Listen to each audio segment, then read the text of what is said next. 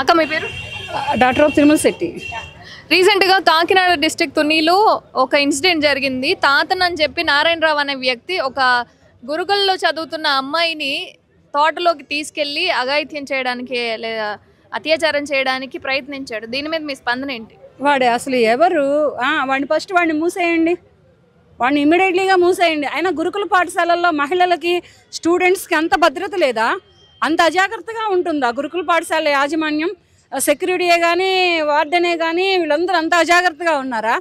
ఆడపిల్లలు అనుకుంటున్నారా? లేకపోతే ఆ అమ్మాయి ఎలా వెళ్ళింది వాళ్ళ తాతనని చెబితే?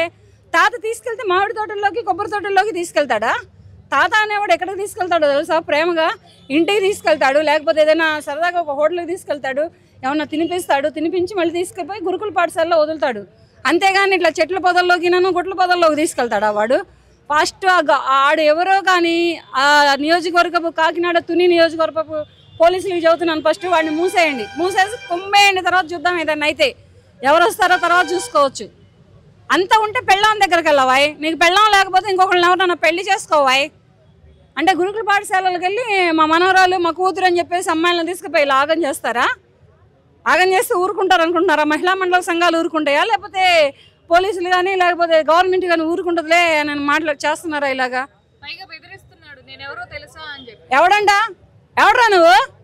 ఆడపిల్లలను తీసుకుపోయి చెట్ల పొదల్లోకి తోటల్లోకి తీసుకుపోయి పాడు చేసే తోపు తురుంగాడువా? కట్ చేసి పారేస్తారు నీ మగతనాన్నే. నువ్వు ఏ మగతనం చూసి నేను ఎవరినో తెలుసా అని మాట్లాడావంటే దాన్నే కట్ చేసి పారేస్తారు. ఒళ్ళు నోరు దగ్గర పెట్టుకొని ప్రవర్తించు. అంత దోలుంటే పెళ్లి చేసుకోవాయి. పెళ్లి చేసుకొని ఇంకో నీకు ఏమైనా ఆస్తులు పాసులు ఉంటే దాని పేరు మీద పెట్టి అది వచ్చి కూర్చుంటుంది. అంతేగాని చిన్నపిల్లల్ని ఇట్లా ట్రాప్ చేసి తీసుకుపోయి ఆగాలు చేస్తే ఊరుకుంటారా? ఫస్ట్ ఇమ్మీడియట్లీగా తుని పోలీసులకు ఒకటే చెబుతున్నానండి, నేను వాళ్ళని ఇమ్మీడియట్లీగా అరెస్ట్ చేయండి. కావాలంటే నేను వస్తా తుని పోలీస్ స్టేషన్కి. నేను ఎవరో తెలుసా అంటున్నాడంటే ఎవడరా నువ్వు? గొట్టంగడివి, ఆడపిల్లలను తీసుకుపోయి ఆగం చేసేటోడివా? ఆడపిల్లలు అంటే సరదాగా ఉన్నారా? నీ అమ్మ లేదా? నీ పెళ్ళం లేదా? నీ కూతురు లేదా? నీకు అక్క చెల్లెళ్ళు లేరా? నా మనోరాలు నేను ఇట్లా వాష్రూమ్ కని వచ్చినాం బయటికి అని చెప్పి ఆ వీడియో చూస్తే మరి అసభ్యకరంగా కనిపిస్తుంది. చెప్పేది మాత్రం వాష్రూమ్కి వెళ్ళామని చెప్పి. వాష్రూమ్ అసలైనా అమ్మాయిల గురుకుల పాఠశాల నుంచి తీసుకెళ్ళడం ఏంటి? అక్కడ రిక్వెస్ట్ పెట్టుకుంటే వాళ్ళే వేస్తారమ్మా వాష్రూమ్ అంటే వాష్రూమ్కి అమ్మాయిని తీసుకొని వెళ్తాడా వీడు? వాష్రూమ్ చెట్లు పొదల్లోకి చెట్లు గుట్టల్లోకి అమ్మాయిలను తీసుకొని పోతాడా?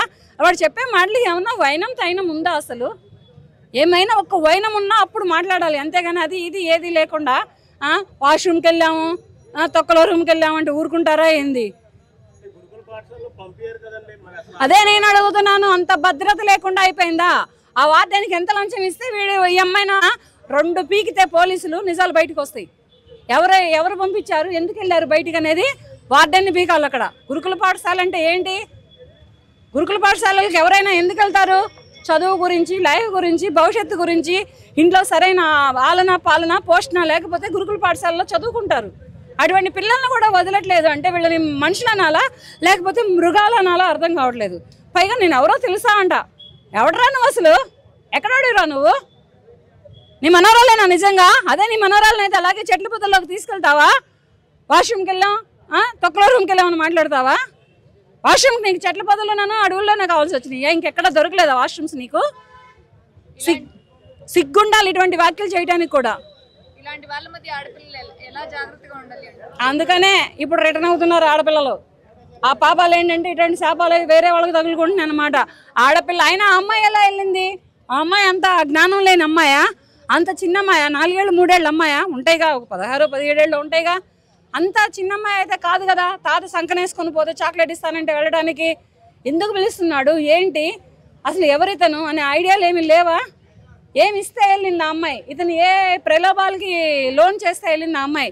ఇతను ఎటువంటి ఆశలు చూపిస్తే వెళ్ళింది ఆ అమ్మాయి? ఆ అమ్మాయి కూడా ఉండొద్దా బుద్ధి? చక్కగా చదువుకొని లైఫ్ సెటిల్ చేసుకోవాలి అనుకోవాలి, కానీ ఇటువంటి లత్కోరోళ్ళకి లంగాగాళ్ళకి పడితే జీవితాలు రేపటి రోజున రోడ్ల మీద పడతాయి అమ్మ ఆడపిల్లలకి.